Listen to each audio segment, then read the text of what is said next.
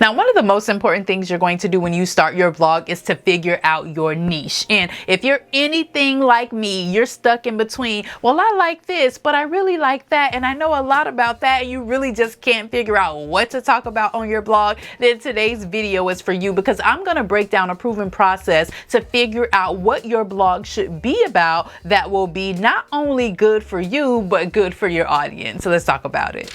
What's up, y'all? Welcome back to the channel. If you're new around here, I'm Nakisha. Welcome to the winning team. And in today's video, we're going to talk about niches. The formula to figuring out what your niche is going to be is to decide on what you're passionate about, what you have a knowledge in, and what's going to be profitable. Now, let's break that down. I'm going to break down a strategy that will work for you to go ahead and figure out what you want to talk about and get the blog started already. So, what exactly is a niche anyway? Basically, a niche is just a specific topic that you're going to speak about on your blog. Now, I know there's some of you that are going to say, well, do I even need a niche anyway? There are a lot of people who are on the no niche train, and then there are people that are on the niche train, and I think this is something you kind of have to figure out for yourself. One of the benefits of having a niche is ensuring that your audience is going to be interested in most of the content that you post. So if you're posting content on that same topic over and over and over again, you're going to be able to go deeper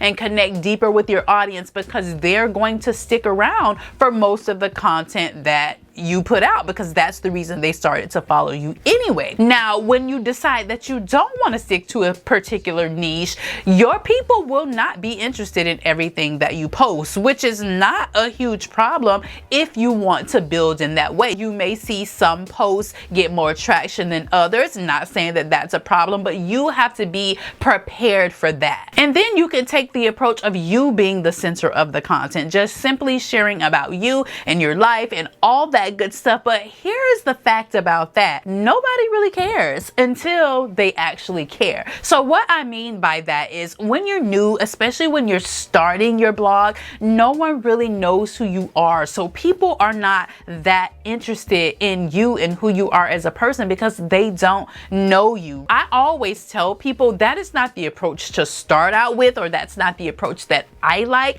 because when you first start out, whether it's going to be your blog or a YouTube channel, it's super important to be able to rank that content, whether that's in Google search, YouTube search, or whatever platform that you're using. And typically talking about yourself is not going to get it done. So what do? If you're in this position and you want to talk about a lot of things, I like to take the approach of choosing a target audience, right? Choose a group of people that you're going to speak to ensure that the content that you're sharing is going to resonate with them. Right now, don't go all over the place. I like to say choose 3 to 5 pieces of pillar content that you're going to share on your platform, so that when you're creating that content and you're thinking about who your target audience is, you're creating that content with them in mind. Now, in this way, you can always share about yourself, between that content. Just make sure that that content is providing value for the person that's watching, and make sure that it is cater to your target audience. Now, after you've done all that and you've thought about who exactly am I even talking to, you want to start brainstorming some of the ideas that you have. The first thing you want to think about when it comes to that is, what are you interested in? What is something that you just enjoy talking about, you enjoy looking up, you enjoy consuming on your own? Do you consume a certain type of content on the internet, and this is something that you can talk about over and over and over again? What is something that you're good at, right? Sometimes we have these natural gifts and talents that we don't even realize, or we don't even recognize, that we can talk about forever and a day. And typically, these are the things that people come to you about. So think about something that your friends or family members always come to you for. Are they always asking you about, girl, how do I get my hair to stay curled? Oh my gosh, how do you put your clothes together and look so fabulous on a budget? Whatever it is that people come to you for, more than likely you have a strength in that thing. So an exercise for you to do here is to ask your friends and family members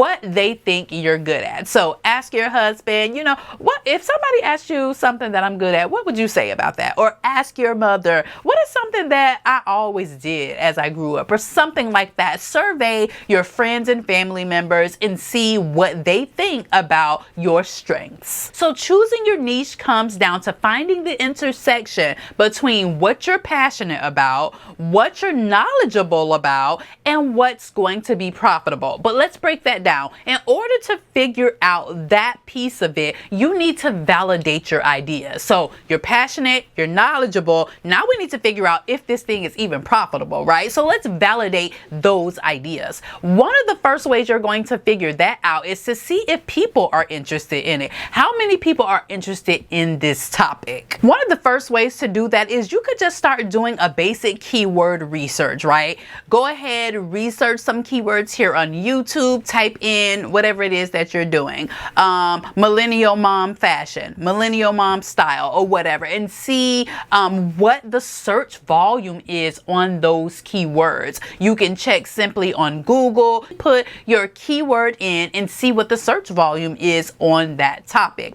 The next thing you could do is use a tool called Google Trends. Google Trends is a tool that Google provides, and it pretty much tells you what the popularity of certain search terms are based on the season, the month, or however you decide to filter that search. And you can simply go in, put your topic in, and see what the search volume of that specific topic is going to be. That way, if you see that, oh gosh, no, that not that many people are searching for this, you might want to consider picking something else. Or if you see that the search on this is huge, then you know that there could be room for you to win in that niche. And then lastly, you want to find other brands and businesses that are talking about this topic. What is their audience size like? How are people responding to them? What type of content are they putting out? This will give you some insight to see if this is a proven niche that is profitable, right? Because if there are a number of people doing it and you see that they're getting good feedback and everything like that, chances are it's profitable, especially if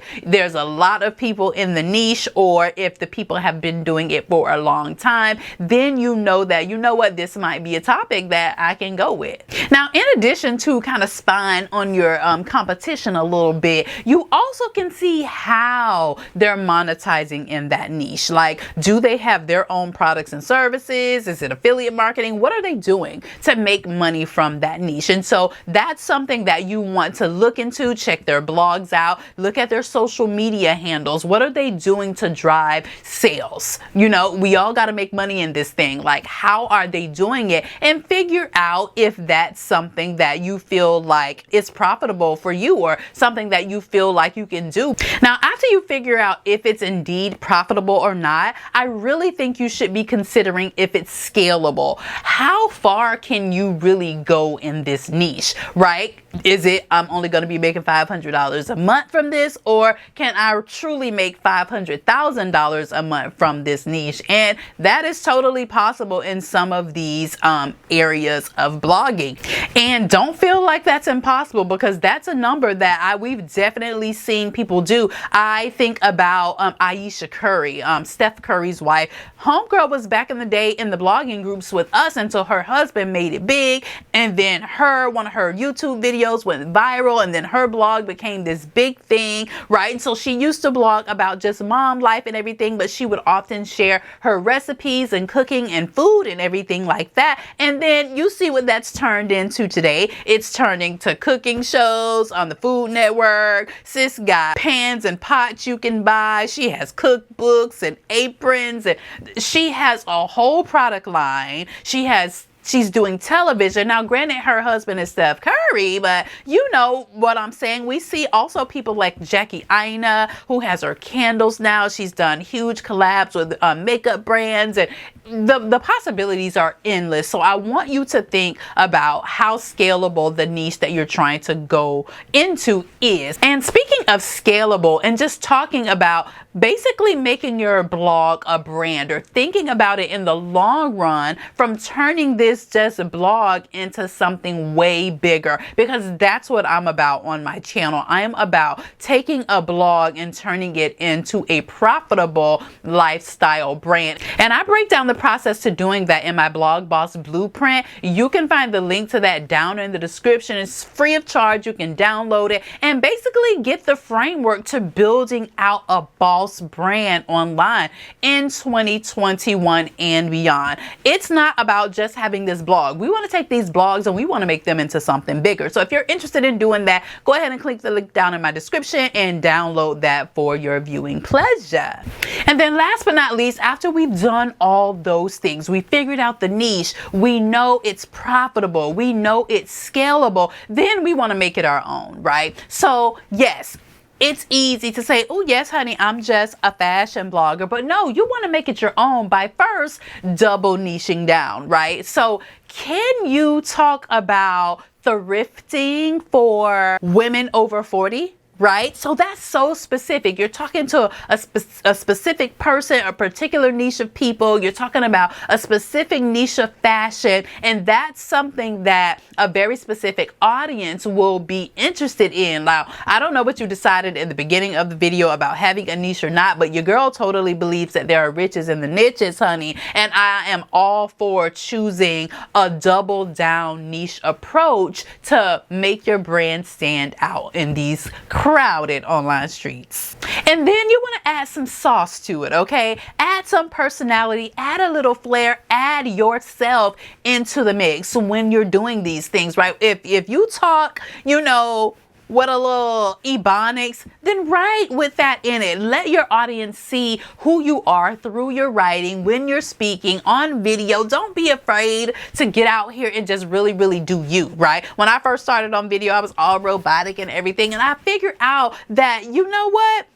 I'm about to give them all of Nakisha, because you know what I realized about standing out in this crowded online space, and I say this all the time, so you probably know what I'm going to say. Standing out is a lot more about being different than it is about being the same. I want you to rewind that back and listen to that again, right? Because I think a lot of times we see people and they're doing things and they're doing their thing and we love it, right? And we think that we're supposed to go and do that thing because they're having success with it, or they're having success doing it in that way. But no, you got to bring your personality and your way of doing things to the forefront. Nobody says that you have to do videos this way. Nobody says that you have to do blog posts this way. It's okay to put your own spin on things. This is what's going to make you stand out and truly find your tribe online, because they're going to see something in you that they like that they don't see in the next person, but they're going to follow you and support you because of that specific thing. So don't be afraid to get out here, show your personality, show us what you got, and really just show your unique value proposition. What is it that you do better than anybody else in your niche? And when you do that,